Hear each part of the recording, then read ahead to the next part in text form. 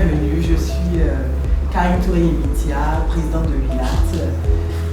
Parmi nous, il y a pas mal de membres de cette association. WILAT signifiant Women in Logistique et Transport.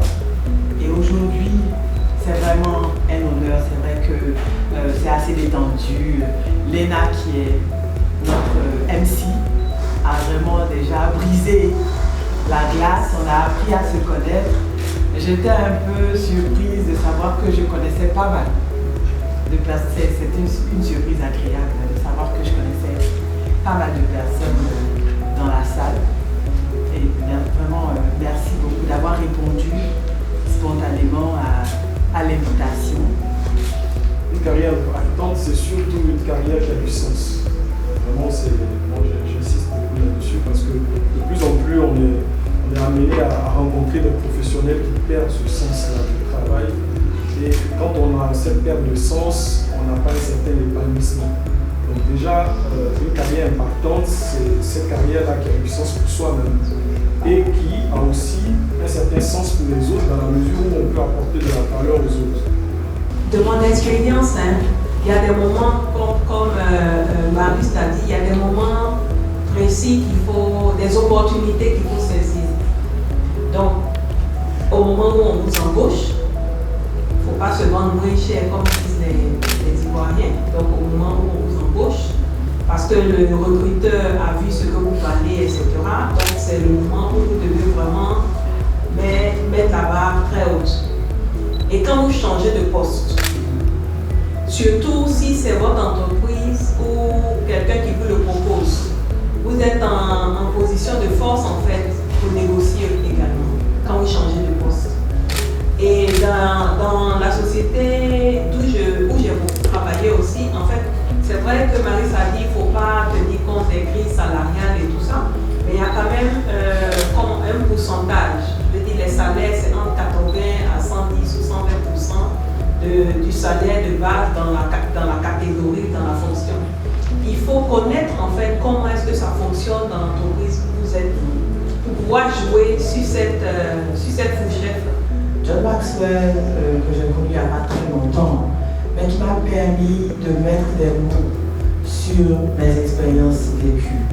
Tout à l'heure, je vous ai partagé des thèmes que je vivais par rapport à mes expériences, mais par exemple, avec ces méthodes, avec ces mots, je me suis retrouvée en trouvant. Cela me permet en fait de mieux expliquer, de mieux partager, de mieux transmettre ce que j'ai vécu. Par exemple, la loi du plafonnement. Donc, il ne faut pas se limiter. C'est nous-mêmes qui nous plafonnons, c'est nous-mêmes qui nous limitons. Tu te vends à 5 francs, on ne t'achètera pas au-delà de 5 francs. Si tu penses que tu vaux 5, on ne te donnera jamais 7.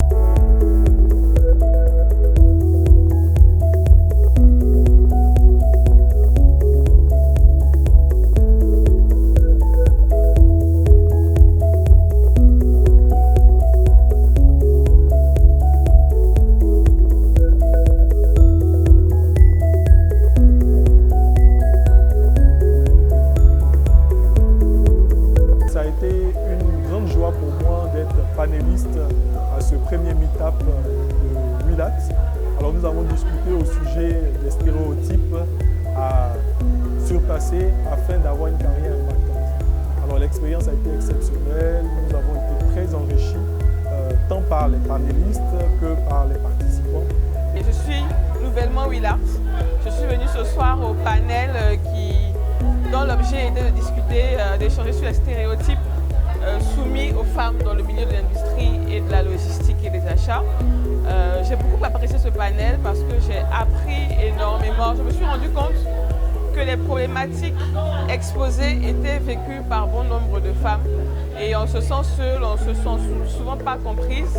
Et là, c'était l'occasion de se retrouver, de comprendre qu'on a ensemble des objectifs à atteindre pour pouvoir nous révéler, gagner en confiance, mais également performer et impacter dans nos carrières. C'est une extrêmement bonne initiative pour toutes les femmes qui sont dans le secteur de la logistique, du transport et de la supply chain.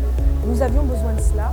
Nous avons besoin d'un meet-up qui adresse nos problématiques, qui nous permet de nous exprimer sur les stéréotypes auxquels nous sommes confrontés et sur la méthode pour pouvoir le dépasser. Certains d'entre